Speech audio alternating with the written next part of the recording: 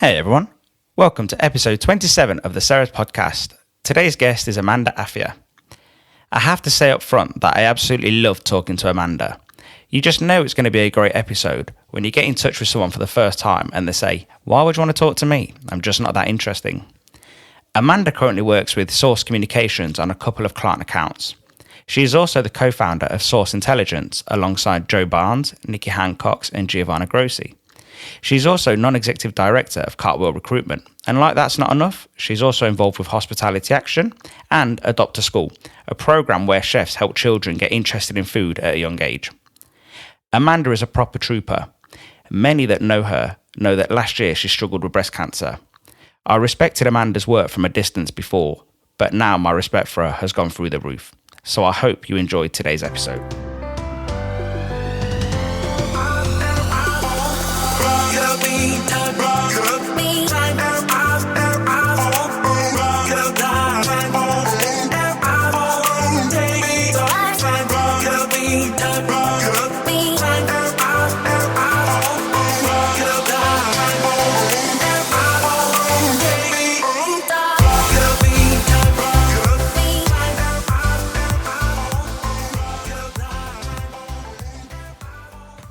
Amanda Afiya, welcome to the Sarah's podcast. Thank you very much. It's absolutely a pleasure to be here. I didn't really know how to introduce you, so I'm just going to take a bit of a stab in the dark. You're very highly respected within the hospitality industry, although you're very humble and you wouldn't probably agree with that. But you started off at the Mandarin Oriental Hotel, then you moved on to the Caterer magazine. You were there for approximately 27 years or so. Yep. You fast forward to today, you're involved with Source Communications, co-founder of Source Intelligence, non-executive director of the Cartwheel Recruitment Company. I've said that all wrong. But you're also involved with Hospitality Action and Adopt a School, which is a program that gets sort of chefs training kids and get them into food. Yeah, so that's right. Welcome once again. That is a lot on your CV, isn't it, really? It is. It sounds a lot, but somehow managed to juggle it all. Yeah. How you juggle everything today is I do a lot, but you do even more. So, yeah, some would disagree that I got told yesterday I don't do enough. So, What was it like starting, getting into the hospitality industry at the Mandarin Oriental Hotel? What made you jump into that? I literally responded to an advert in the Evening Standard. I was at Secretarial College in Wimbledon, college called Pitman's, and just looking in the paper every day, as we all were, looking for a job. And I didn't consciously think I'm going to join the hospitality industry. In fact, at the time, I'm not sure that the industry even called itself the hospitality industry then. I think it was just hotels and restaurants, and contract catering wasn't terribly well known in a way. I think it was called industrial catering then. But anyway, I sort of thought, okay, I'll go and have a look at this hotel. It was the Hyde Park Hotel then, part of Trust House Forte, of course, a beautiful Edwardian building opposite Harvey Nichols, absolutely stunning. So I walked in, went for my interview, marble everywhere. It was just very palatial. I fell down the stairs at my interview. I did the interview. It went reasonably well. And then as I was walking down the stairs, I had these really high heels on, and I was carrying a very long coat. And I trod on my coat, and I actually landed on my coat at the bottom of the stairs and went sliding across the marble floor. But they still offered me the job, so I took it. And it was great. It was a real amazing introduction. Obviously, prior to that, I'd only really experienced hotels and restaurants as a consumer, and I loved the theatre of it. We were based on a mezzanine floor, so I was very much back of house, and I worked for the front of house manager, so he looked after concierge and reception and housekeeping. Quite a lot of departments fell under him, so I had to keep coming forward and backwards, through the business. And I just loved the kind of, jazz hands feeling that you got when you stepped out, and that kind of wanting to please everyone and ensure that everyone had a great time. But I left there after about a year because I was on £5,800 a year, and I lived in Surrey, and I was spending a lot of money, commuting in and out. And I didn't think, right, I'll get another job in the hospitality industry. I just came away and temped for a while, and then looked in the local paper in Surrey and saw this job for caterer. Okay. As a secretary, and thought, oh, that's the magazine that used to come into the office and everyone would be looking through the job section at the back. They always read caterer backwards. And so that was that, and... a bit like the Sun newspaper. Everyone reads that backwards because it's for the sport. So. I wouldn't know. No, not me. I just see people do it. So it wasn't even like, it wasn't like you were at the it wasn't the Mandarin, like you say, it was a Hyde Park hotel, but it wasn't like you went from there to there. It was completely independent. Yeah, absolutely. It was you know what? There hasn't been a lot of thought that's gone into my career, really. It's been opportunities that have presented themselves, and I won't bore people with my sort of early career, and I had a few other jobs. I worked as a caterer for a year, and then I went off travelling and worked for printers, etc. But anyway, eventually came back to caterer in 1990 to work as the editor's secretary. And it was from there that I then got this opportunity to train as a journalist, and thought this industry's pretty amazing. And I realised that as I developed my knowledge of the industry, that maybe I could, despite not having a degree, despite not being as well read as my colleagues, if I could build my knowledge of the industry, then maybe I could carve out a different career for myself. So it just went from there. And I certainly didn't as I was climbing the ranks, I didn't think, oh gosh, one day hopefully I'll be editor. I literally just looked at the next step, and you didn't play the long game thinking, I'm going to be that person. Oh goodness, no. I mean, if I was always kind of happy with as far as I got. It was only when those positions came up above me that I thought, I don't want someone else coming in, actually I do want that, and I haven't quite got all because it's actually really hard to get into journalism without a degree, and it was back then. And I mean, there's a few people around the industry like Lisa Markwell who've had fabulous careers, but that also had a similar route to me, but it was unusual. I mean, I can remember being turned down from countless interviews on other magazines within Reed, who owned Caterer at the time, because I hadn't got a degree. They just wouldn't even talk to me. Yeah. Really? So the fact that I then eventually went on to become editor, that I joined the Caterer working for the first female editor, and I went on to become the second female editor several decades later, was wonderful. Because it was real journalism, and it still is, because it's not just like, we've got a press release, we're copy and pasting it into the Caterer, and that's why I get the Caterer every week. And it's a fresh story, generally. Oh, so, gosh, we, I say we, I really find it hard not to say we. I hope they'll forgive me. Caterer has always worked very hard to get off diary stories, as we call them. So the last thing the journalists want is to rewrite a press release. And they do rewrite press releases because they don't ever just take a press release and cut and paste it. And I know that there are publications out there that do that. But the Caterer will always, and you lose time. I mean, since the internet's been introduced into our lives, it's you're racing, and when I joined Caterer, there were 3 magazines in the marketplace, and Reed owned 2 of them. And so we were weekly and the other 2 were monthly, so we always knew that we were going to be first with the news as far as the catering press was concerned. But now you're competing against Staff Canteen, Restaurant Magazine, Richard Vines, bloggers, the chef, restaurateur, hotelier posting the news themselves.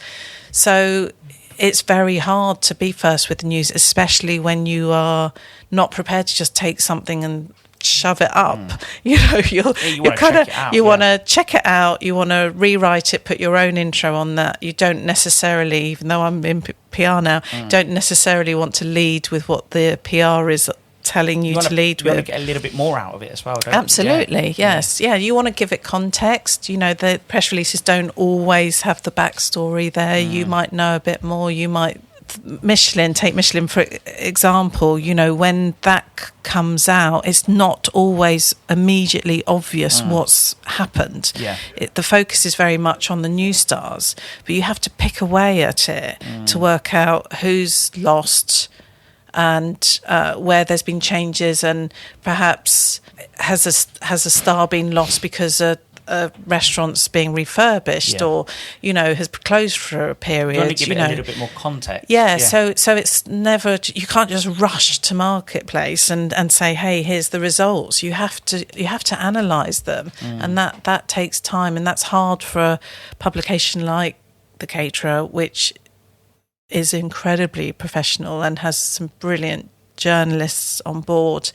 They want to do the best job they possibly can. So in some ways, it's just not about being the first; it's about being the best. In some ways, it's being speedy but accurate. I mean, accuracy is very, very important, because that's, you want to be respected and trust a trusted source. And we sort of mentioned this last time, and it's about you were saying about media law, essentially, and that's something they used to teach in journalism. And if you put out the wrong story, you're liable to some degree, aren't you? I mean, this is what really concerns me about social media. So as journalists, you do, you know, modules on media law, you learn about slander and libel, and, you know, it's not enough for you to tell me that somebody's defrauding their business, or, you know, defrauding the tax man, or, you know, buying, I don't know, squirrels to serve in their restaurant, or whatever it is. I've got to stand that up. And what's happening now on social media is that people are just being allowed to make the most wild accusations, and they're jumping in on situations without the full knowledge, and they're passing judgment. It's judge and jury on there, and it really concerns me. And, you know, it's a bad place. I literally last night watched the Jessie Nelson from Little Mix's programme about being trolled and bullying on social media. It's just awful. It's just horrific, and I know for a fact that from the people that I'm connected to, there's some very damaged people out there.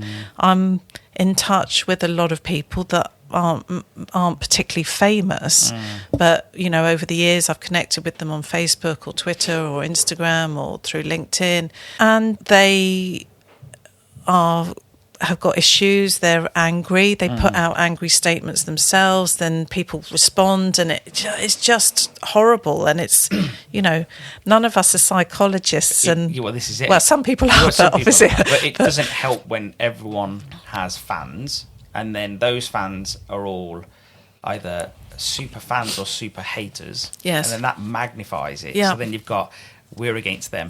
And I think it's a bit of a deep problem, isn't it, really, for all of social media, really? It's slightly unreal. I've got, I don't know, 10,000 followers on Twitter, which isn't, you know, compared to people like Zach Baines and Tom Kerridge, you know, it's Gary Usher, it's a drop in the ocean.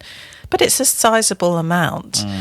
But actually, you know, how many of those people are really engaged with me? And actually, they probably follow me or followed me because I was the editor of The Caterer. Previous positions, They're not engaging with me now. They're not. I'd be a fool to think that I've got 10,000 followers on Twitter. No, it's exactly. You know, it's you've got to keep real about it, and people, if you are famous, then you will get a lot of people sucking up to you. Of course. And that's, you know, can be dangerous, because it can make your ego swell. I sort of find it weird commenting to people on Twitter or Instagram, because I think they think they're sucking up. And I don't like. I think I mentioned it to you before. Like, if I was to like respond to someone, it just feels weird. Because most of the comments are, "Oh, amazing, amazing, amazing," and like, so I don't know. Do you know what? I don't comment a lot, and because actually, as grounded as I'd like to think that I am, you know, when you comment to someone and they just leave you hanging, it sort of feels a bit. You feel a bit stupid, especially if you've gone out there to say good luck to somebody. For Yes, argument's sake. yes. I think that. So I think.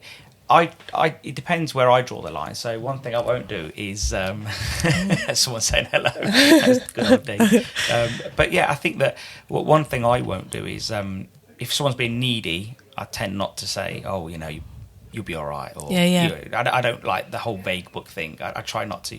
But I think if someone says like, oh, I'm doing a TV show or radio show, I'm on radio tomorrow, I will generally say good luck. But then it does feel weird. It does feel weird when you don't get a response. But they can't respond to everybody either, so it's weird. Yeah. So.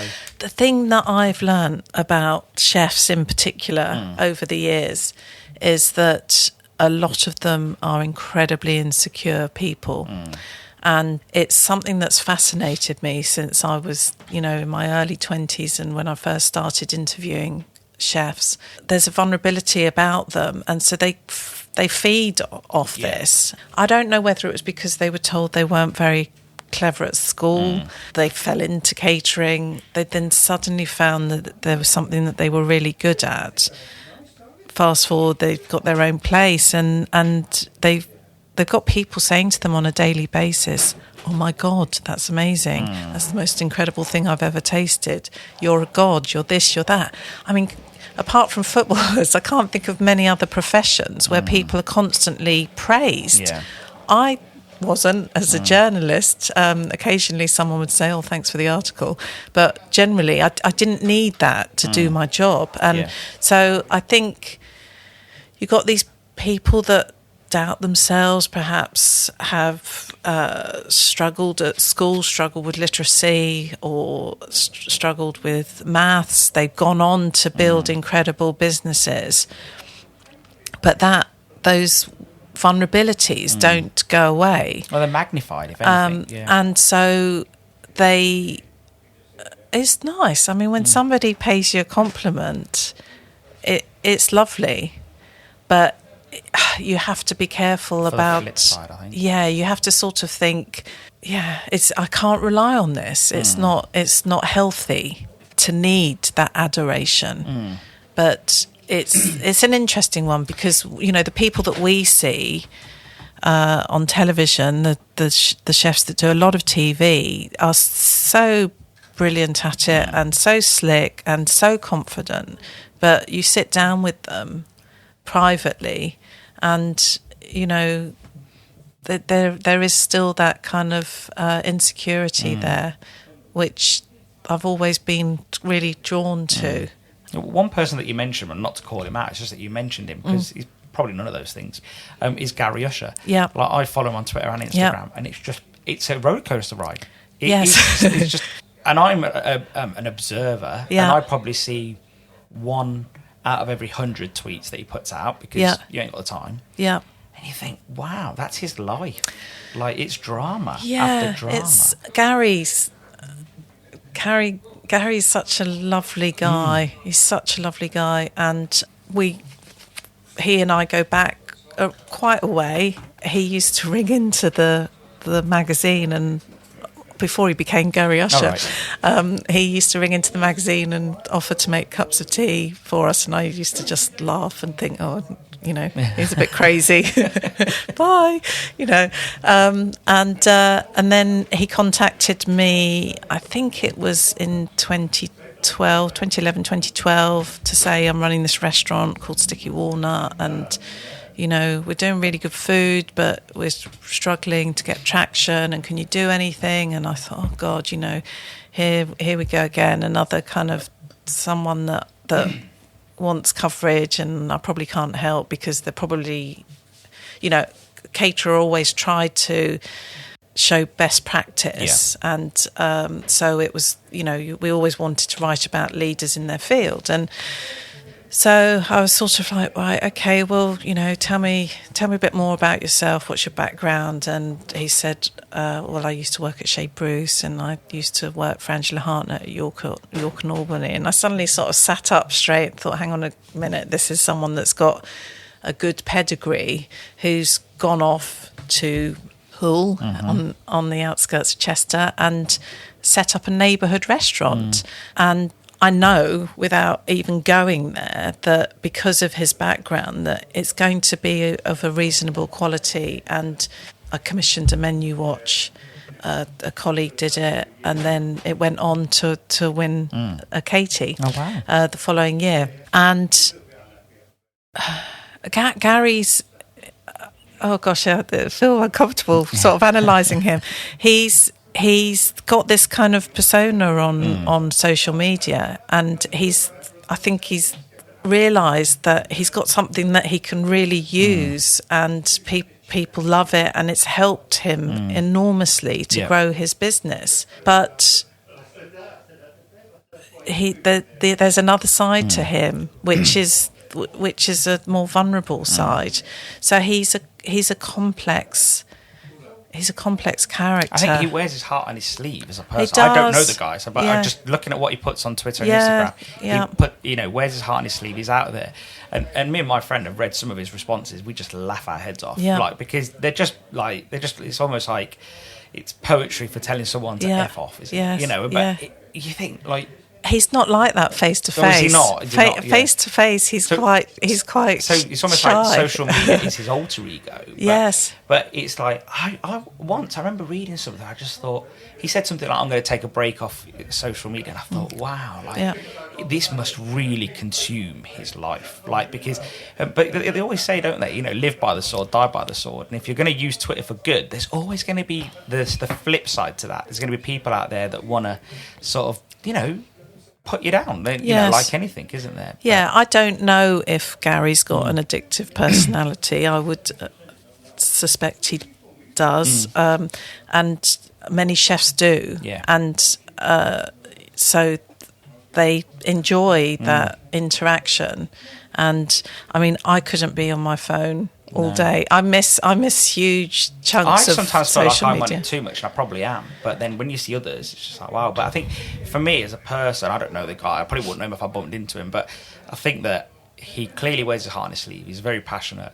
But he must have a heart of gold. When you see the stuff that he does for people, as well, he's just so... He calls out things that are wrong. Yeah, massively. And he is incredibly invested in his business. And, of course, in doing so, it's not just about Gary Usher running 6 restaurants. People first. It's the responsibility of employing all those people and knowing that all those people have got rent to pay or mortgages to pay or children to feed. He takes that very seriously. He's a real phenomenon, definitely. and an interesting case study. So if we jump forward to today, you have a role at Source Communications, and we'll start there, but we're going to make a few leaps here because it's not linear, is it? So tell us a little bit about your role at Source Communications. So I consult effectively on a couple of accounts. One is the Sat Baines account. Sat was the first person, when I announced that I was leaving Caterer, was the first person to say, come and work for me. Oh, really? And he clearly meant it. Yes, because I am. But I knew that I couldn't do it on my own. He's too big a brand, I guess, for want of a better word, to be serviced, I think, by a one-man band. And actually, what did I know really about PR other than being a journalist who on the receiving end, exactly. And I knew that Joe and Nikki were, keen to work with him. And so I said, look, how would you feel about me and Source working on the account? I work on that account with Jess Corrigan, Richard Corrigan's daughter, who's amazing. And we support Sat as best as we can. And then I also work on the Baxter Story account, which is obviously a very, big account for Source Communications. So not an employee of Source Communications, but I freelance for them. Give someone an idea of, not a specific account, but what sort of needs do restaurants have when they would call someone like Source Communications?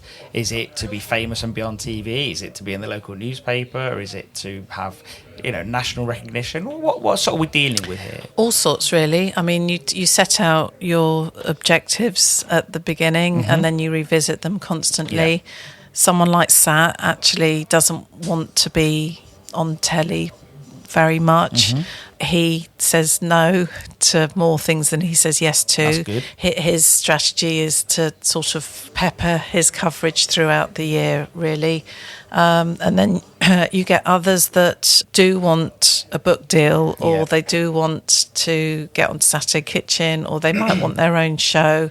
And there's another part of the business called source management, and Martine, who works in source management, handles all of the kind of commercial stuff like that.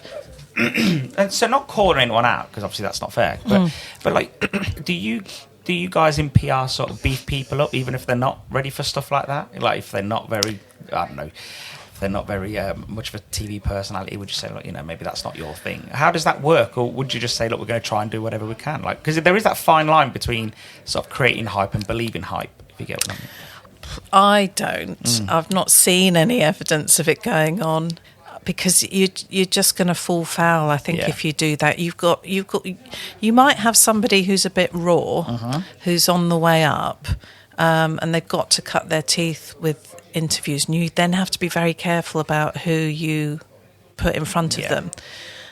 You know, people have to learn what not to say, and I know when I look back over the years, when I used to go and interview rising stars or young chefs, maybe we were doing something on pastry chefs, perhaps, at the magazine, and I might have been the first person they ever spoke to. In fact, you know, we're just about to have lunch at the Elephant in Torquay, you know, with Simon Holstone, and I met Simon when he was 20, and I don't think this has been a case particularly with him, but probably there were things that he perhaps may have said. You know, I used to try to protect, as a journalist, wrongly probably, because I did play the long game. If somebody said something silly and I thought this isn't going to do them any favours at all, then I wouldn't publish it. Whereas actually I perhaps should have been thinking more sensationally about it. Well, that's the thing. In today's world, that would have been clickbait, would have been right at the top. They probably would have avoided all the sensible things someone said. But, you know, you took on a more... it's a horrible way to say it, but you probably took on a more maternal role, play the long game, nurture people, you know, rather than just burn them out early on. But, you know, if you look at Saturday Kitchen as an example, you've got some people that come across brilliantly on there and some people that don't. And I'm sure the producers and other producers are watching shows like that very carefully, looking for the next star. It's quite interesting. I've absolutely loved Jason Atherton's The Brigade. I know that Jason doesn't always feel completely comfortable doing television, but that really suited him. That almost reality TV stroke docu, you know, style, rather than him standing at a table talking to the camera, cooking something in a Rick Stein style. That really, I thought, was a brilliant show. There's something quite honest about Jason Atherton and everything that I've seen him do, whether it's an article or, you know, whatever. He just seems quite raw and honest. And, but I did say to you earlier that you ruined my day yesterday, because, you did ruin my day, because you sent me a link and I can't just watch a 2-minute clip. I ended up watching 2.5 hours of The Boiling Point. Oh, I'm sorry. And I actually enjoyed it. And I think it was just watching that, like talking about TV for a moment as chefs. Like that could have gone completely the other way, like for Gordon Ramsay, but instead it made him a star. And I think that was very sensationalist, I think. You know, the things he was doing and saying.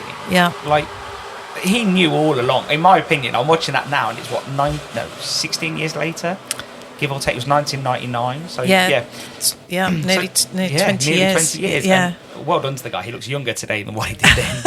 But just watching it and like seeing him get people from the scruff of the neck, you know, seeing him swear, calling people, like, you watch it. It's hard to watch. God, it's hard to watch. And I just watch it and I think, wow. And I guess to some degree, some chefs today would always be very careful of that to some degree, because that type of thing could destroy a career as opposed to make a career. Well, you know, so that's the tough thing, is that kitchens are really tough environments. Massively. And it's very long hours, it's hot, it's physical, and sometimes the consumer doesn't necessarily want to see what's going on in the kitchen. You have this intense period during service where your people are not going to say, "Excuse me, John, can you pass me the butter?" It's like, pass me the butter. It reminds me, and because my husband was a Formula One mechanic, it reminds me of Formula One races where you've got that real intensity of a pit stop, and it's restaurant service is not serious. We're not saving lives here, but a chef making a mistake during a service can have massive ramifications. And so that's when, tempers are lost. That clip that you watched from 20 years ago really reflected the industry then.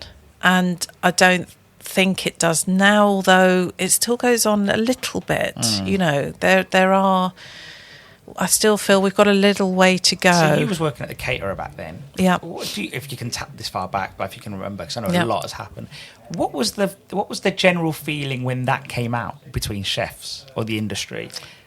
Was it in agreement? Was it bravado? Was it? I think some people probably said there's no place for aggression in our kitchens, in our industry, but. A lot of people probably watched it. A lot of fellow chefs and just sort of thought, normal. "Yeah, that's not dissimilar to my kitchen." It's bizarre that in the States they made, obviously there were Kitchen Nightmares and Hell's Kitchen and all those other spin-off programs, and it's been Gordon's career. I mean that. I don't quite know in a way how he gets away with it in the States because it's such a litigious society out there. But somehow they obviously sign every right away when they do entertainment. But it's public humiliation, isn't it? That's the thing. It's that humiliating people. However, he's made lots and lots of money out of it, and it's enabled him to, support his restaurant business and. Have an incredible career. One thing that makes me laugh about Gordon Ramsay is, two things actually. Is one is completely out of his control, but memes. So if you ever search Gordon Ramsay memes and just go through the images, they make me laugh because they're just hilarious. I don't know if they're true, but it's just like, you'll see one that will say, there's that much oil on the plate that the Americans want to invade. And then, so they make me laugh. But also the fact that early on, he used to mock chefs that were on TV. And I think when we did a podcast with Phil Vickery, he mentioned it. He said, at the time Gordon Ramsay was saying, "Oh, you're not proper effing chefs. You're on TV." And then now look, the difference that he's not only on TV, but is a TV star. So Gordon makes the rules, or he did back then anyway. So if TV being a TV, so the thing back then you had what was called celebrity chefs and then proper chefs almost. That was kind of how people would kind of look down at the sort of competition type TV cookery programs like Ready Steady Cook, and say, well, that's not the same as a serious cookery program like what the Roux brothers did or Rick Stein does. So there were these two camps really, and even now you've got chefs that would not go into that jokey stuff. So Gordon felt that he was like, he was a serious chef and he would only do serious shows. However, he's so mischievous and he's so naughty that he couldn't ever kind of get through any sort of serious length of filming without mucking about in some way. That was just him. It is him now. I'm sure. I haven't seen him for years and years, but I doubt he's changed. I think one thing I thought after watching it is that I saw a lot of striking sort of resemblances to someone like Donald Trump, because you could see he's playing all the scenes. He's done something, called the papers and said he didn't, you know, and then he was just constantly in control of everything, just moving the dial. And he knew that, for example, the Bramley Apple thing, like, you know, I was watching that and I was just laughing my head off. Like, I was just thinking, you know, and he goes, "Oh, that guy's right, Plonker." Well, you know, this guy's going to watch this. Like, and he knows because he's creating outrage. Like, and he's got no filter. None whatsoever. But I genuinely think that someone like that knew the game he was playing. And he knew that this would project him to a higher level. This was just the beginning, like, you know. And then when he was talking to one woman at an event in the second series, Beyond Boiling Point, yeah. He was talking to, I think she was a food reviewer or something, and he walks off and literally goes, "Oh, what a boring old fart." And you think to yourself, "Whoa!" Like, you know, she's gonna see this, but he knows, like, and it's that mischievousness, isn't it? It's. You know, I mean, Gordon was like, and probably still is now, I used to sort of think of him a bit like Margaret Thatcher, because he functioned on such little sleep. He has so much energy. You know, nobody could get up early enough to be one step ahead of him. And so many chefs tried to emulate him and they just hadn't got the same... I said to you earlier that energy levels. Genetically, there is a few people out there that can really sleep on like 4 hours. There's only I think 4% of the population can like survive on 4 hours sleep and thrive. You know, others need 7 hours, and I think he's definitely one of those. Like, yes, you know. But what is a success in his industry really is not sort of what he's done, which is amazing anyway, but it's the people that he's brought up on his way up. Like, if you look, you got Jason Atherton, you got I forgot everyone's names. Angela Marcus, you've got so many great Mark people Sargent, in the industry. Like, so I think that is a good sign of, you know, something that was good. But you could argue if you go one step backwards, then you got Marco Pierre White did that with, you know, a few people as well. So yeah, I mean, for that generation, the Angelas and the Marcuses, Sat, Tom, people like that, they're the last generation of the school of hard knocks. Paul Ainsworth is another Ramsay protege, and it's been hard for them because they have been brought up in very tough, disciplined kitchens, and they're the ones that are having to make these massive changes to a more acceptable or more pleasurable, calmer working environment. I think when you look at, I did hear Paul Ainsworth on a podcast recently, and he was saying something similar to that. That, you know, he runs a very calm kitchen, and then someone said to me today that, and I don't know how true this is because I've not verified it yet, but apparently Angela Hartnett has like a quiet kitchen where no one really screams and no one shouts, and so they've really turned the corner, haven't they? And I bet you, to be fair, I bet you Gordon Ramsay's kitchens now aren't like, I don't know, but I bet they're not like that. They won't be, because, you know, people won't stay. You know, you have to, if you work somewhere like that and you're not enjoying it and you're not happy and you feel,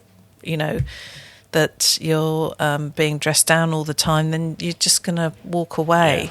People don't have to put up with that anymore. People put up with a lot in the past.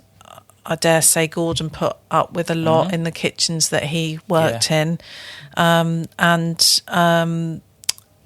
they would put up with that to get that name on their CV. And I don't think that younger generations are prepared to go through hell, you know, in order to do that. They're looking for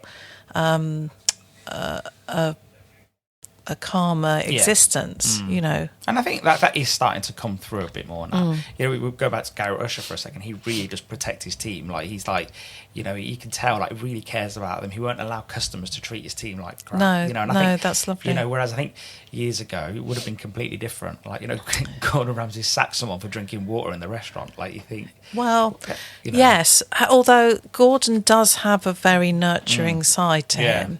And he would have. I mean, I think if somebody had disrespected Marcus, say, Gordon would have challenged them. Yeah. I think he, in the same way that Gary would. So there are, you know, Gordon has got a lot of very positive qualities. He you know, plays on his reputation, but he was protective. But, you know, kitchens are still tough environments, and you can't change that unless people sort of say, well, we're going to close at 9 o'clock every night. People are still going to be cleaning down at 12, 1 o'clock in the morning when they've been in work since 7. It can be pretty brutal. So you have to really be passionate about cooking if you want to have a serious career in the industry. Why would you say that people still class Gordon Ramsay as a chef, but not so much Jamie Oliver? Why do you think that is? Do you think it was because of the accolades that Gordon Ramsay got first? Gastronomically, Gordon has obviously achieved a lot more. Of course, Jamie's a chef. He's professionally trained. He went to college. His career has diversified considerably. I doubt whether either of them kind of on the stove very much these days. But unless they're at home. Yeah, yes, of course.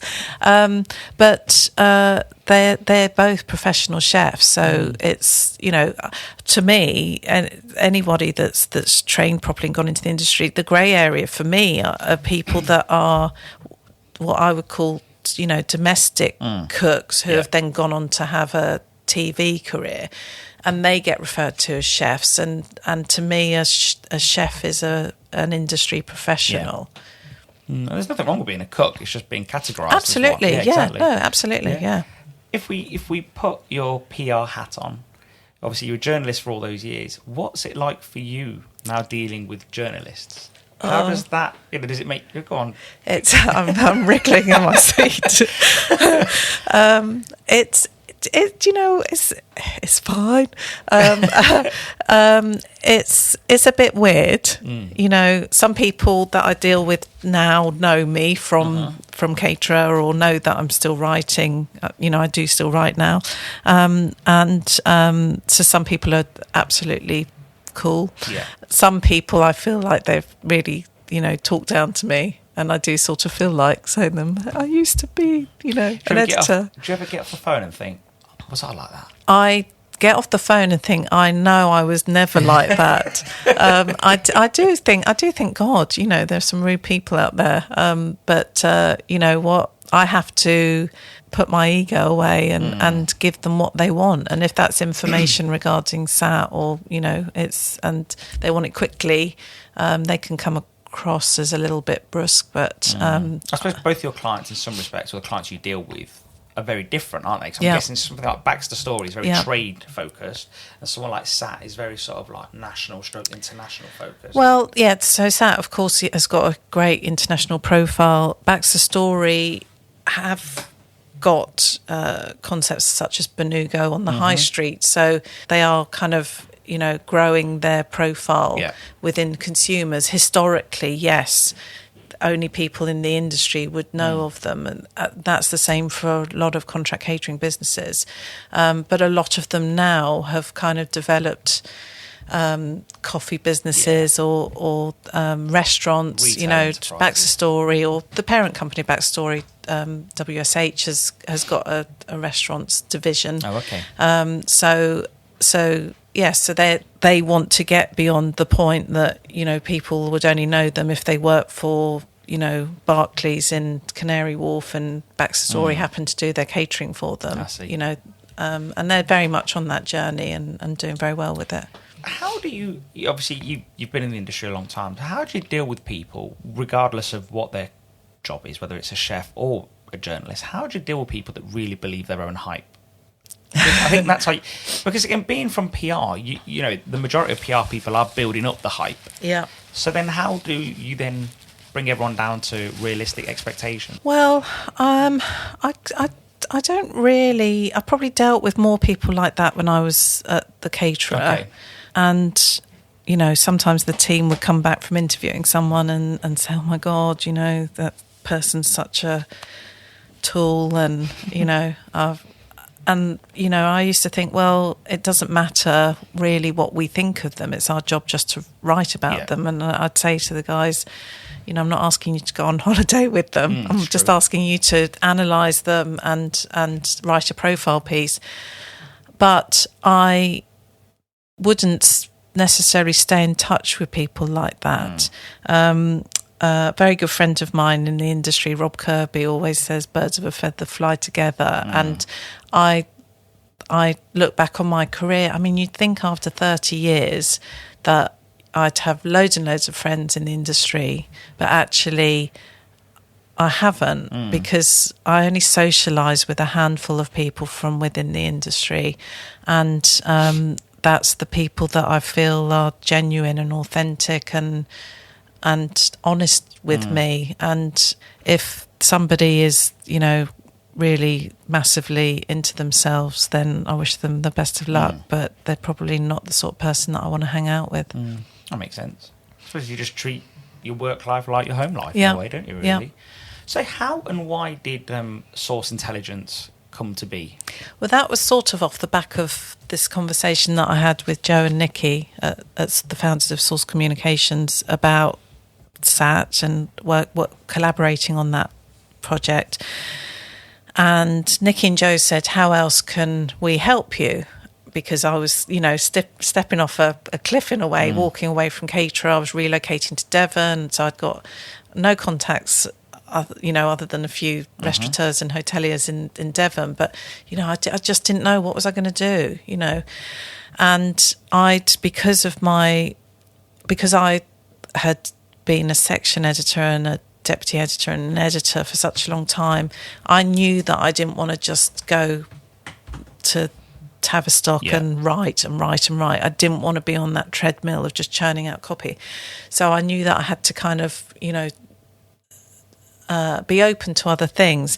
And so they said, how can we help you? And I said, oh, well, you know, it'd be great if you could perhaps get me the odd, you know, press rate in a hotel from time to time. I'm probably going to have to come in and out of London a lot. And, you know, it's really hard to get a cheap room in London. And they said, no, of course, definitely we can help you with that. But why don't you do some reviews? You know, we could put you in some of our client places, for example, and you could do an inspection. And I said, oh God, you know, I've got a perspective on the industry, but I'm not an inspector. And it kind of grew from that. Obviously, very good friends with Giovanna Grossi, who'd been at the AA for 17 years. She privately does mystery guest inspections and training.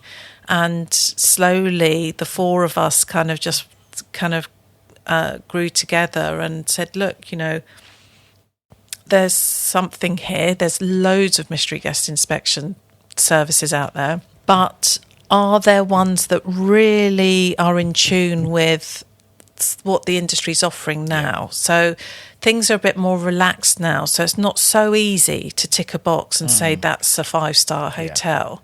There's some hotels out there that would probably not be classed as 5-star hotels, and yet they are luxurious and generous and, you know, beautifully decorated, but they don't say your name on arrival and, you know, all these kind of pompous. It's so what we did was we said, well, come on, let's build our own platform. So instead of saying to people, right, here's our inspection forms and you have this, take it or leave it, let's build something which we can adapt for any business that we go into, so that we can say to the business owners, what are your brand values and how can we analyse those in an inspection, and can we measure the emotional intelligence of your staff, which is why it's called Source Intelligence. It's not because we think we're four brilliant ladies, although of course we are, but it's not about us. It's actually about emotional intelligence, of which we like to think we've got a reasonable amount of, and it is something that increasingly people are looking for in their team members, that somebody that reads a customer really well and reacts accordingly. And that might be calling them John, or it might be calling them Mr. Parker because that's what that person prefers. And I guess is it a pretty much bespoke service then? If the people that call you, I guess that you sit down and understand what type of hotel stroke restaurant it is in the first place. You're not not everyone fits in the same box. No, I mean it's we don't have an award scheme, so you're not going to get 3 Amandas at the end of it, or 5 Amandas, or 4 Giovannas, or it's intelligence for your business for you to. We'll give you an absolute warts and all inspection. We're not saying, you're not quite making 4 rosettes here. I mean, we might kind of get into that territory in terms of saying we wouldn't kind of analyse it against existing schemes, but we might sort of say if we feel that the food is taking the wrong direction. But we've got a basic template, but then we tweak it for every customer that we go to, because let's face it, Red Carnation hotels is very different to exclusive hotels, who's very different to Soho House, the Pig. They're all very different, so one size doesn't fit all, and that's basically the premise of the business. I see. So do you ever sort of get into the consultancy side then from that point? So if somebody says, we want 4 rosettes, or, how does that work? We wouldn't, we're not the AA, and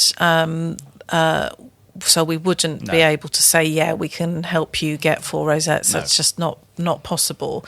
But we do offer our genuine opinions, and we do works with some people where we help them to shape their offering. If they get promotions along the way, then that's an absolute bonus, but we would never promise to deliver that for them or with them.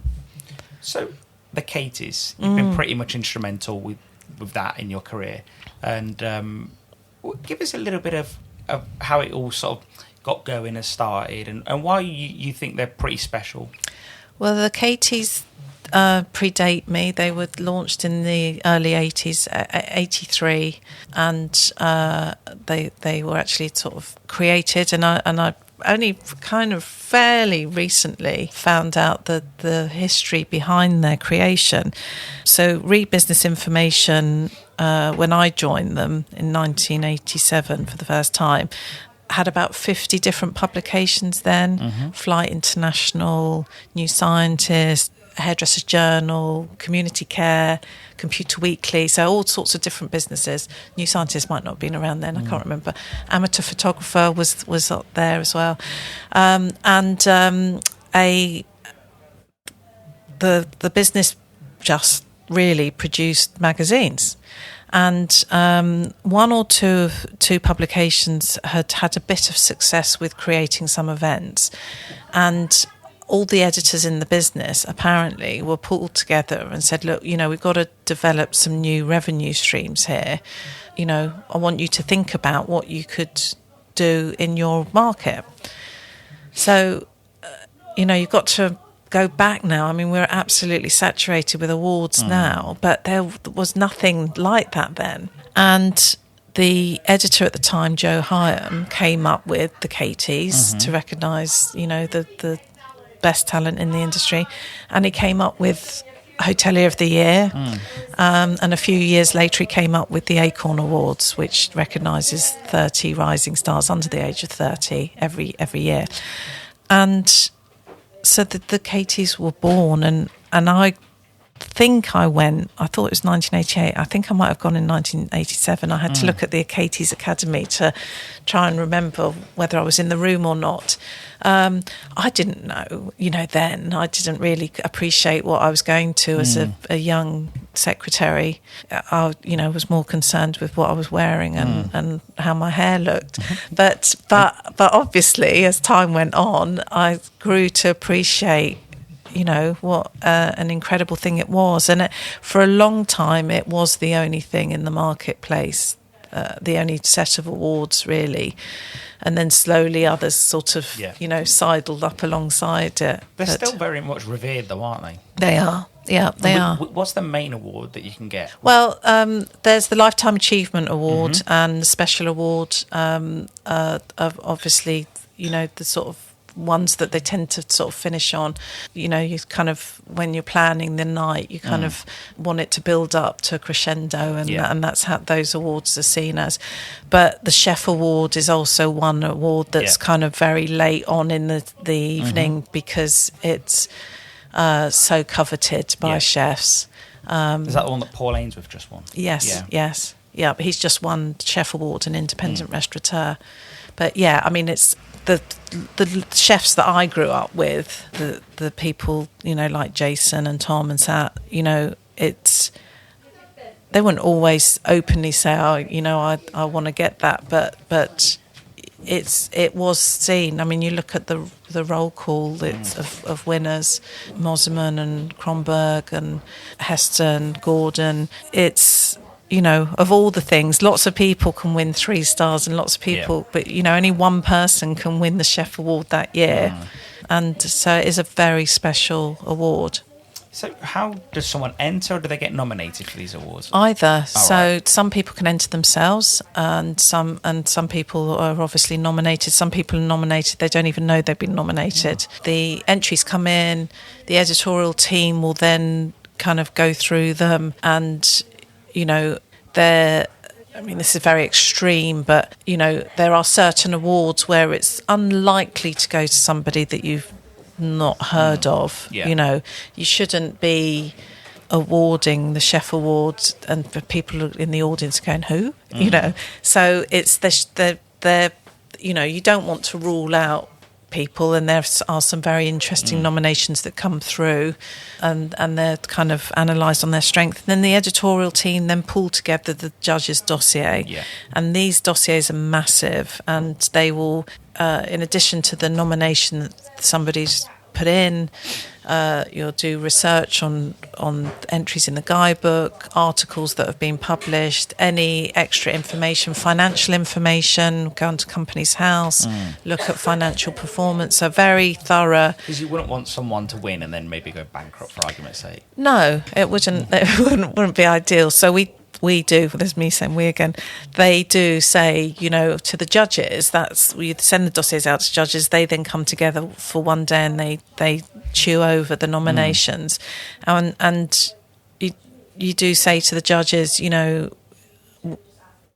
we don't want any kind of, if you know something, please sort of speak up. It will stay confidential within these 4 walls. But, we do need kind of... So has it ever been that people sort of kick off afterwards if they didn't win, or they're not happy with who did win? Oh, God, yes. It's a regular thing. Oh, God, yes. Not regular, but certainly I've had some people kind of very angry with me, and I don't get to vote, or I didn't get to vote as editor. Caterer is the vehicle for the KTs. It owns the KTs, but they're peer group awards, and it's very transparent. I would say to people, look, come and sit in on the judging. You'll have to sign a non-disclosure agreement, but I'm very happy for you to sit and see that people declare an interest if they know someone. Obviously, it's quite an incestuous industry, so a lot of people know someone. And even when you try and pick a panel and think, I won't have them on because they've got a connection here, you'll then sit round the table and find out that somebody else is godparent to someone else's child. You can't know everything, and you can't necessarily know that people have worked with each other in the past, and that there might be a connection there. So it's generally the judges are past winners, and I know that some people sort of criticise that. There are other experts that come on board, but it's we felt, certainly I felt when I was there, that it was about maintaining a sort of standard and consistency, and you didn't want any sort of wild curveballs. One thing we see a lot in so the industry I'm involved in, which is fish and chip shops, it's Seafish run their award. And one thing we see or hear every year, at least sort of like a few weeks later it was a fix. There was always some fix. Yeah, they're sea fish. I've worked quite closely with sea fish and work with them. I'm a judge on the Restaurant of the Year, which they sponsor with the caterer. They are really as straight up as any organisation that I've ever worked with. They're very thorough. They do I'm assuming that it's very similar what we do for our award, and I'm sure it's the same for Fish and Chip Shop of the Year, that they do their mystery inspections, and the best guy wins, and it's not a case of I mean, I've never seen anyone fix it. It is difficult, and of course it's subjective, and sometimes, I mean, I used to go into the Katie judging. I used to chair about 7 or 8 of the categories, and I would go in there thinking so and so's going to win it, but often they wouldn't, and actually, I've seen so many judges say, actually, Joe's a really good friend of mine, but it's not his year. And that shows impartiality straight away, doesn't absolutely. There's been a lot of that over the years. So it's they're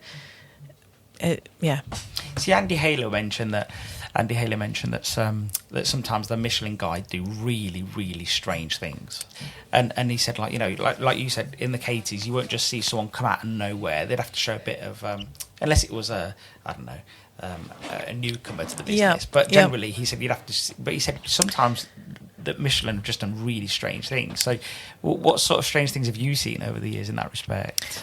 Oh gosh, now you're asking me. I mean, newcomer for the Katies, we would award up to 3 years. Okay. So is that, sorry to interject, is that newcomer to the industry or just new restaurant? So it's a new business. Okay. And it could be any business. It could be a contract catering business, events business, could be someone hotel. Like Paul Ainsworth, who has lots of restaurants and has just opened a new restaurant, for argument's sake. Well, he wouldn't qualify for that category because he's got other businesses. Okay. So it has to be their very first venture. Okay, so and what you're looking for there is someone that's kind of put their neck on the line. Yeah. So when Tom and Beth Kerridge, for example, opened the Hand and Flowers, they did it hand in hand with Green King, but it was, their money. Yeah. They're the ones that didn't take a salary for God knows how many years, and you're looking for a real. So that with the Newcomer Award, there is a danger that you're going to award a business that will eventually go bust because you're judging businesses in their infancy, but. Gosh, I'm sure there are strange things, but I don't want to, get into hot water. So you mentioned that when we spoke last time, you mentioned that you always used to get lots of tip-offs for the Michelin Guide and everything. Oh, well, I mean, God, every year, I'm so glad to be out of it to a certain extent. Every year, Did you feel like it was a bit of a roller coaster every year?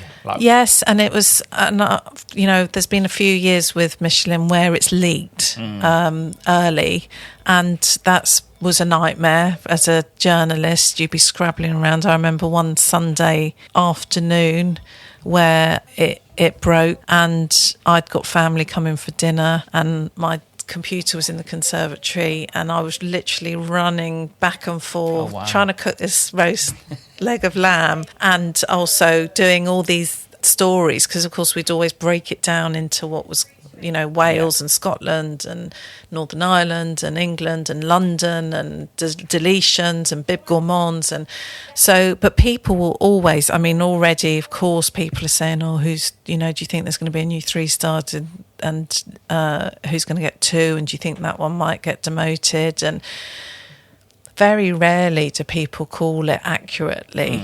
So it's always interesting because afterwards everyone says, I called it. Well, they never really did. Well, not really. It's, if somebody comes from a Michelin-starred background, then there's a very good chance that they're going to get, if they've effectively earned a star under someone else, they're probably going to go on to earn a star again. They know what to do. And it's. Degree. Yeah, it's always been, Michelin always have played their cards very close to their chest, and they don't show too much, but in terms of, what you need to do. But obviously chefs have spent, and restaurateurs have spent decades trying to work out to figure it out. Yeah, what you have to do. So what was the Petrus scandal about? I saw this mentioned. I don't know anything about it. So give us a little bit of just a short snippet of what that was about. Yeah, so this was when Marcus Waring was at Petrus in St James's, so when he was still working with Gordon, and I think he was the MD of the AA then. It was part of Centrica, and basically the inspectors had proposed that Petrus was ready for 5 rosettes, which of course is their top accolade, and this chap who worked for Centrica but wasn't a trained inspector popped in, knew that this result was coming, popped into the restaurant and said, I've got a table booked here next week. Can you show me where I'm going to be, sitting? Right. And they said, well, we haven't done the table plan for next Tuesday's lunch. Bit strange. It got into a, do you know who I am? And they probably said no. and it all went horribly wrong. And then he went back to the offices and basically said, that place is not getting 5 rosettes.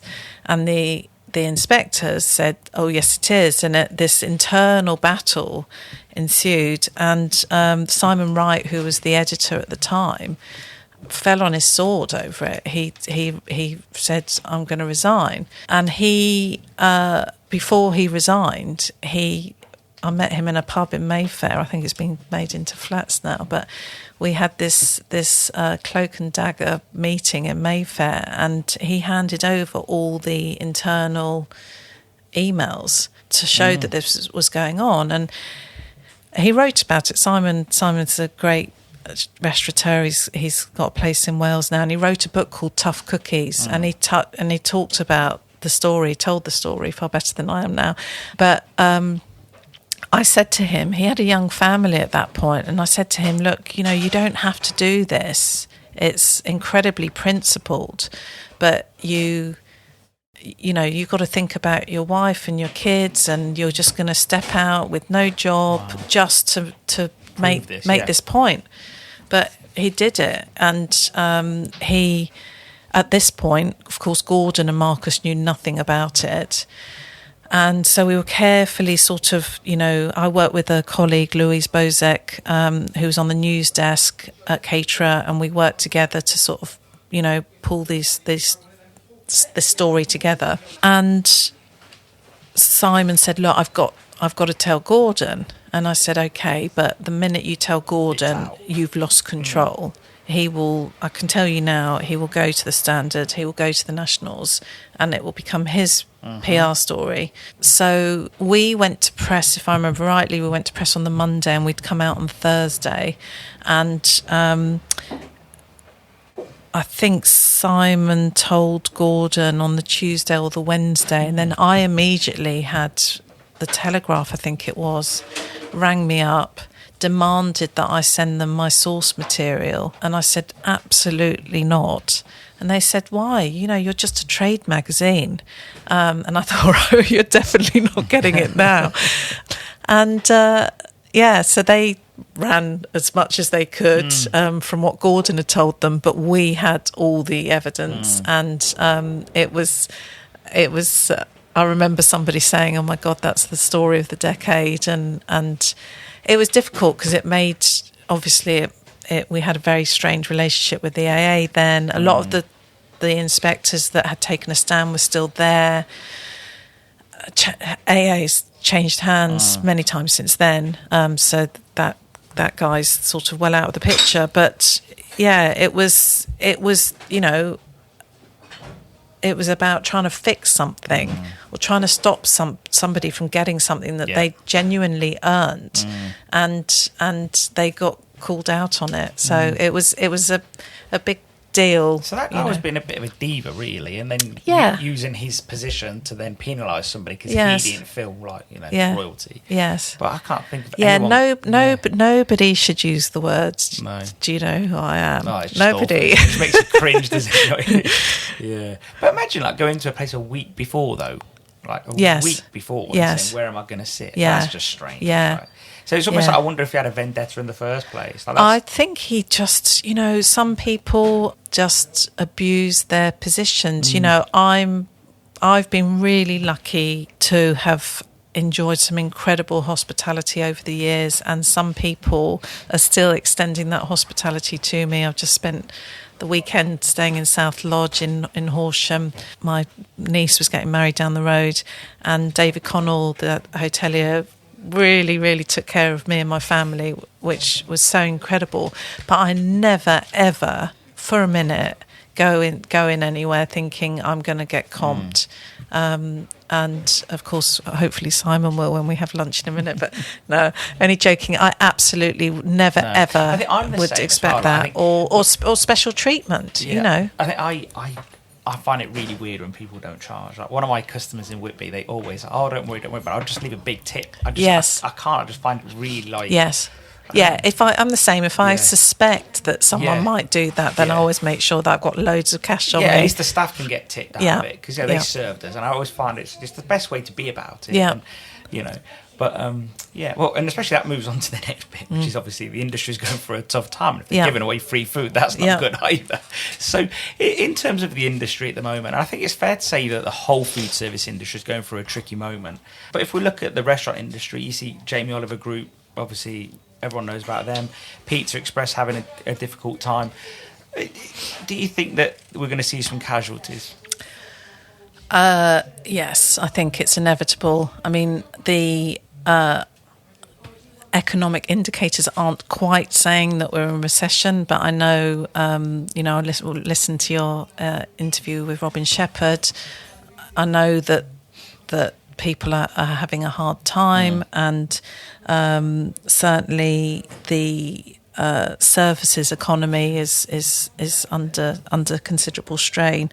But it is a cyclical thing, and the industry will always go through it. And we touched on, before when we were chatting about trends, and I'm always concerned when businesses get taken over by venture capitalists because they obviously want to build it up and move it on, and the passion that was perhaps there initially by the business owners isn't there anymore. They've perhaps got into bidding wars on the high street and paid over the odds for a site. In the process, it's pushed out a lot of independence. Even if you're not kind of operating, even if you're not part of a big chain, or you're all vulnerable because the margins are so small within the industry. And I think people think that some restaurateurs are greedy, and when bad stories come out about the industry and the misuse of tronc, people just think of these greedy restaurateurs. But actually, when and I know that the margins are very small, and there's rent rises and business rate rises, and labour costs are going up, and it's tough. And I hope that people will still see it as a viable industry in which to operate. I think a lot of the time you see that with the venture capital, people grow fast. Yeah, they're not really worried about how much money it makes today. They're more thinking about let's grow scale and let's see how it goes. But the problem is everything's the wrong indicator then, isn't it? It's all on growth instead of how much profit was made. And if they were taking their time and going about it a bit more casually or slower, so one opening a year or something. Yeah, my concern, and I don't want to name the brand, but there was, where I used to live in Surrey, there was a brand that opened up near me, and they open up in locations where they think they've got the right demographic. What they don't know is what skill set is living locally. Yeah. So they might open, this is a kind of mid-market restaurant, upper end of the mid-market, but a mid-market restaurant that was probably thinking we're in Cobham, and Chelsea's got its training school there, and people are very wealthy. But Cobham, Leatherhead, Oxshott isn't known for having loads of chefs or loads of people that are kind of working in the hospitality industry. And so they open these restaurants, and actually the first issue they have is skill shortage. And then things start, it's a slippery slope, I think. It's, of course, there are some very good places around that area, and places like Beaverbrook that have got really, talented guys, but it's not saturated. There are certain areas, people want to go, when they've graduated from hospitality school, they'll head for London, or they'll head for Manchester, or they'll head for Padstow, where my daughter is now, and they're not going to say, oh yeah, no, I'm going to go and work in Leatherhead. It's always been a thing, I've been told, that there's never been like an abundant amount of chefs. Do you think that's a thing? Because obviously your client Sat mentioned in, I think it was the Times piece, that it's not that there's not enough chefs, because there's too many restaurants. So what's your thoughts on that? Yeah, I mean, I know that colleges lose chefs in the, chefs that come onto the 3-year course, by the 3rd year, they're down to a fraction of their original intake, because people aren't aware of quite how tough it is, which is a shame, because if they can't take it in a busy restaurant, there are other parts of the business that they could work where they would perhaps have a better work-life balance. So it's a shame if we lose people. It's I think that's a real shame. But it's kind of always been there, and it gets very political about, we start to head into the sort of realms of Brexit here. And people say to me, it's why is there such a shortage? But of course, unemployment is relatively low at the moment. So generally, there's a shortage of people before you even start to get into the chef problem. Yes, there are people that are opening more restaurants, but then there are restaurants closing. Yes. So it's, I don't know, it's shifting sands. Yeah, it seems like a difficult one, and no one's ever going to put their finger on it, really. No. But I think that looking at the old, like, boiling point template, that can't be good anymore. That sort of abuse, or that sort of how you tough environment. Yeah, that tough environment probably needs to. But I guess that's really rare now. Anyway, I think it's been a long time. Yeah, and a lot of chefs now are working very closely with colleges and developing their own academy, and that's the thing. This is the thing that I love about Adopt a School, is that's professional chefs going into primary schools and talking to children about where food comes from, how it's grown, what it feels like, what it tastes like. Its reason for being is not to say one day you'll be a chef or a maitre d', but obviously that's a silver lining from something like that. And chefs equally have got to get involved earlier on. They've got to connect with schools and colleges. Springboard run Future Chef, which is brilliant as well, and there have been a lot of lovely sort of success stories, people like Ruth Hanson who have competed at age 15 or 16 and are now a serious player in the industry. So you can't just moan about it. You've got to interact with your community, and you've got to build a pipeline, and not enough chefs are doing that. Yeah, that's a really good point, because that's what you'd do in any other business. You'd interact and build a community around it, wouldn't you? Yeah, I mean, let's go back to football industry. You wouldn't just say, well, where have all the footballers gone? You'd react and you've got people going out there scouting, Yeah. and scouting probably wouldn't be appropriate in primary primary schools. Well, But well, you say that, but if in secondary school they do food technology. If you was to send a chef there to get involved and encourage people to take that on as a career. Yeah. I did food technology. I don't know if it's still a course, but I don't know. I think that if I had a chef there, I probably would have definitely gone into the food industry more so as in a chef. I think. But I think that's the place to get people when they're young. Yeah, definitely. So, what are your thoughts? I know your thoughts, but let's tell everyone else. What are your thoughts on sort of mental health, in the industry? Because it's a really big thing at the moment. Yeah, I sort of feel that social media's been quite a contributing factor really here. It's been a force for good in a lot of ways. It's helped a lot of people.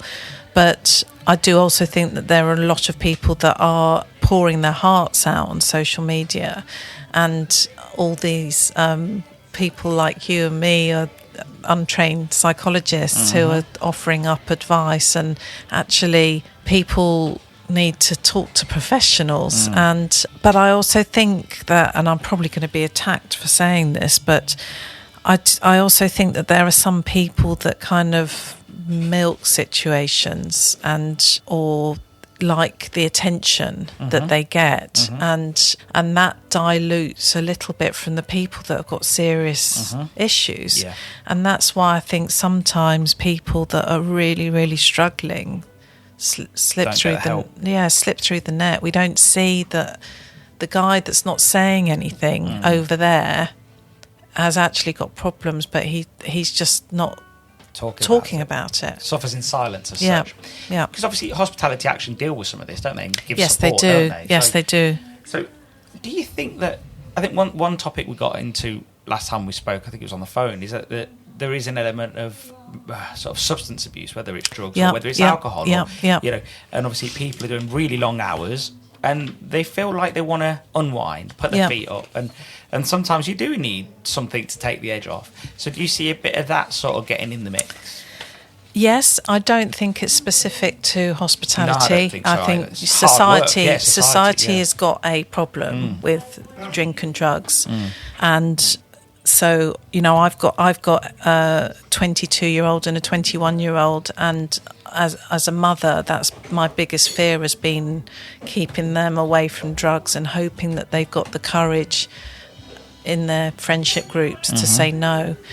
So I think society's got a problem, really big problem to deal with, and I think that there are people that have suffered with mental health and turned to drink and drugs, but I definitely believe that there are people that have taken drink and drugs or abused drink and drugs and developed mental health problems as a result of that.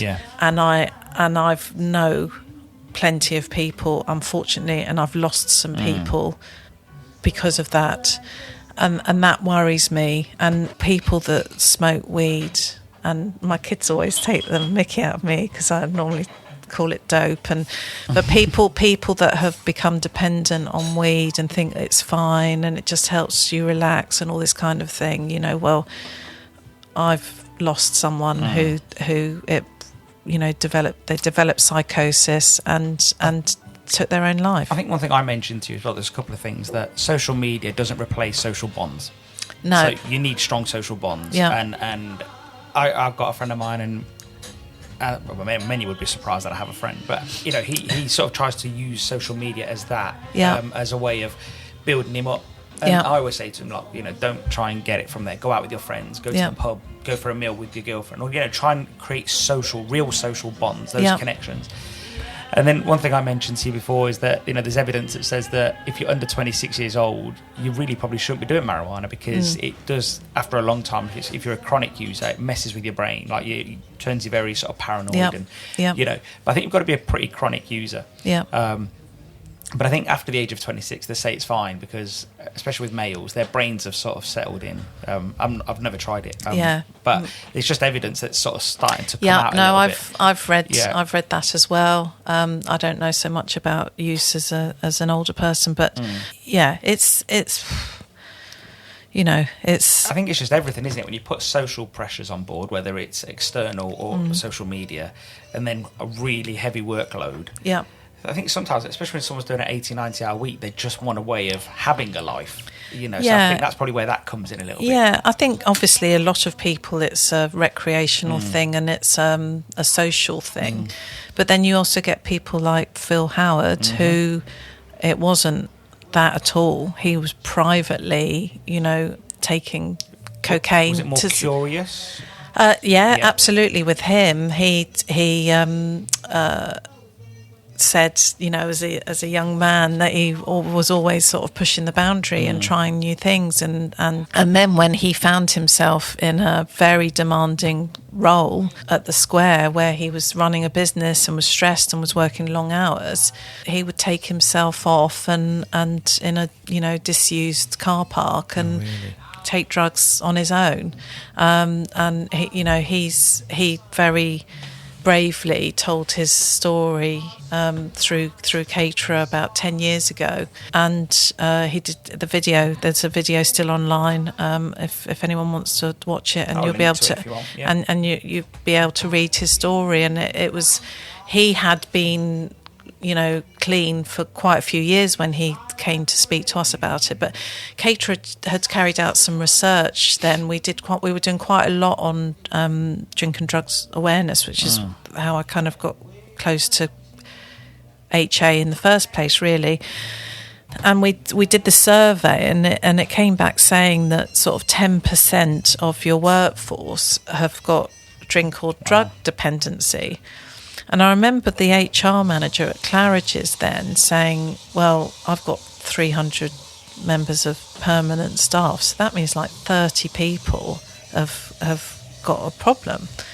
And so we started sort of holding these sort of seminars with HA, and off the back of that, Phil, and I'd heard the rumours, about him in industry, and he contacted me and said, look, you know that I'm in recovery, and I feel now's the time to tell people my story. But what was really amazing about his story was that he hadn't told his children. His children, I think, were teenagers then when the story came out, and he'd had a period at his sort of darkest moment where he and his wife had split up. Unfortunately, they got back together, and that's nice. They're if anyone knows them, they're the most beautiful couple. But that he had to sit down and tell his kids, look, there's this sort of bit of history about me, and also, it really impacted on my relationship with Mum. The article came out while he was on holiday, and I remember speaking to him. He said, look, I've got to tell them before we get home, because of course the magazine's going to be on our doormat when we get back from holiday.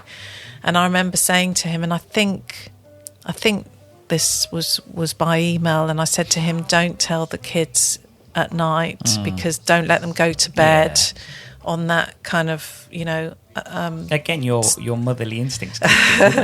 Yeah, maybe.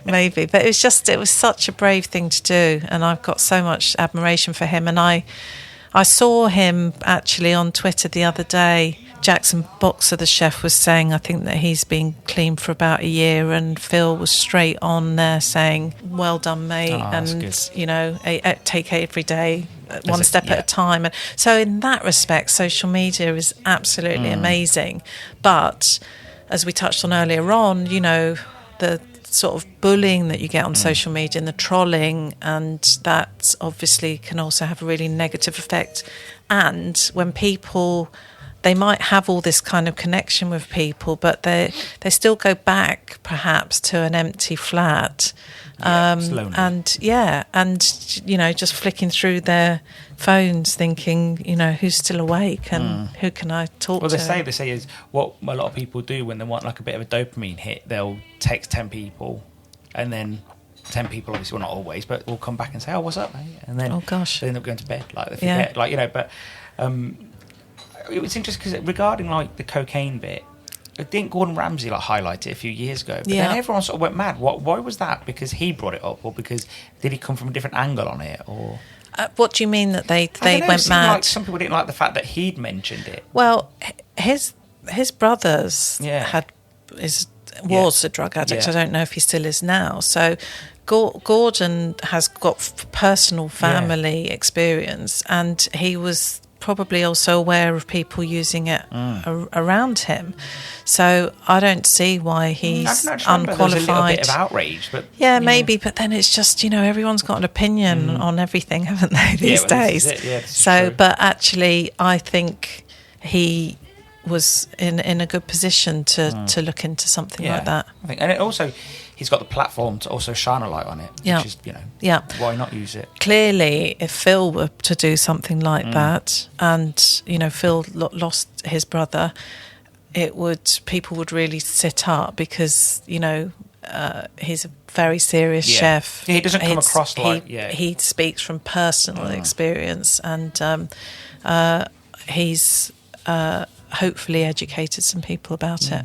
So what do you love about the hospitality industry? Oh gosh, well, we touched on it earlier on, the whole crowdfunding thing. I think it's absolutely incredible, and it's enabled so many people to kind of get started when they didn't perhaps have the connections or didn't have access to money. I kind of groan when someone says, I'm doing a crowdfunding thing, because I think, oh God, I mean, how much money have I ploughed into various projects? But it is lovely to be part of it. Yeah. And, Gary Usher has built a very big business from it, and it's your name on the plaque as well. It's lovely. It's really lovely. Barry Brothers have just done something similar with their cookery school, and Matt Gillen is with his. So it's a very inclusive. It's clever. It's very clever because it's very inclusive, and it's something that was used for the technology industry that has really adapted quite well to our industry. Yes, yeah, absolutely. But I love collaborations. I love the fact that there's an awful lot of sharing now in the industry. So again, when I was sort of starting out, people were really territorial about their recipes and their contacts book. And I really feel that Heston was quite instrumental in this. Heston to quite an extent kind of is self-taught, and he was very happy to share that learning with people, and I think he actually kind of pulled down quite a few walls, and now the sort of young people that are leading the industry are openly sharing information with one another. Oh, have you got that? Yeah, mate. No problem. And that's lovely. That's a real turnabout that I've enjoyed watching. And what did you dislike then? Well, I think if you lack genuine warmth or hospitality, you shouldn't really be in the hospitality industry. So I'm always disappointed when I go somewhere and you kind of get a surly member of staff, and you feel like you're imposing. Yes, and you're in the way, or it's too much, or so I get fed up with that. I think sometimes places grow too quickly and they don't think about the infrastructure, and I think that they can perhaps have the wrong focus or the right focus, really, because they want to focus on what they're serving and they want to focus on how something looks. But it's so important that you've kind of got the right structure behind you, the right team, that the team's trained, that you're all pulling in the same direction. And I think a lot of places, and this is my concern really with the sort of economic state at the moment, is that people might kind of cut back on training, and that would be, if anything, during these difficult times, you need to invest more in training to come out the other end better. Who do you admire? Who do you look up to or just admire in the industry? I'm guessing you're going to have quite a long list. Yeah, I mean there are loads of hoteliers that I really look up to. People like Robin Hudson, Gordon Campbell Gray, Harry Murray, Andrew Stembridge, Danny Pecorelli, Jonathan Raggett. I mean, I could go on and on and on. A lot of the hoteliers that won Hotelier of the Year, a lot of contract caterers, chefs. I guess that I've grown up with, the peer group that we've sort of spoken about today. People like John Campbell who have been incredibly supportive. Andrew Fairley, who of course we lost, who was an absolute darling, and I had some really feisty talks with him because we had completely opposing views on Scottish independence, but he was just, spoke such sense, and he was such a talented chef, and I'm really pleased to see that Stevie and the team are carrying on with his legacy, and also other people that we've lost recently, Arnold Fuel, the accessibility campaigner, and Gerard Basset, the master sommelier. So there are incredible people in the industry. It's such a rich tapestry of people. Definitely. So what would be your favourite restaurant? Or is there one? Is it possible to have one with someone from your experience? Well, I spend a lot of time in the Cornish Arms in Tavistock, which is my local, and it's in the top 50 gastropubs, and the food's delicious, and it's just got a great vibe, and John and Emma are great business people. So I spend a lot of time there, and also, because my daughter works for Paul Ainsworth, I spend a lot of time in Padstow eating in his restaurants. And I was at the Hand and Flowers the other day. Nice. I love everything that Tom does. I'm a big fan of Jason's. Sat, I know he's a client, but I've known Sat since 1999, and he is one of the most talented chefs in the UK. He's such a naturally gifted chef. I sort of described him once as the Ayrton Senna of the culinary world. He's just got a real incredible palate. So it's always a treat. I find myself I think you get to an age where you kind of think, actually, I've had a lot of fine dining and I want to move away a little bit from that. But I also, when I do have those special meals, it's always a treat and always really appreciated. What's your sort of dirty little secret then? What is it that is it a bucket of KFC? Is it like something Well, I know I'm quite good at not eating fast food. I love Pizza Express. I always have loved Pizza Express, and the fact that they're kind of cooking in front of you and you can see the fresh ingredients. I know it's got a kind of clinical feel to it in a way, but I kind of quite like that. But if you're looking for sort of guilty pleasures, then it would probably be something like Philadelphia on toast with spaghetti hoops. That sounds delightful. Each to their own when it comes to guilty pleasures. So what would your book recommendation be? This is a really hard one because I've got some incredible books, as you can imagine, and we obviously had there's an incredible collection at the Caterer, and then I've got a lot that was sent to me sort of privately. But I'm not an adventurous cook. My husband and I cook together, and we cook family meals, and we like slow cooking, and so I rely quite heavily on Delia and Nigella, and I kind of will search the internet, and I'll use Nigel Slater and James Martin, and I've cooked some Tom Kerridge's dishes and things, but I'm not going to go. I don't do anything too tricksy. I like to kind of, if we're entertaining, then I like to box my desserts off early doors, sometimes the day before, take the pressure out of service as such. So my most well-thumbed books are Delia's How to Cook 1 and 2. They're the ones that have got the bit of soy sauce stuck on the pages and things. But quite an influential book for me was Kit Chapman's Great British Chefs, and that was, I came across those sort of early on in my career, and he wrote beautifully and profiled people like Gary Rhodes and Brian Turner Sean Hill, and I love the writing and I love the thoroughness of those profiles. And as a young journalist, it really gave me something to aspire to. And I've never really spoken to Kit about it, but he inspired me far more as a journalist than has ever probably known, or ever crossed his mind. That made me think I want to be able to kind of write like that. I don't think I ever got there, to be honest with you, but the attention to detail that he put into his writing.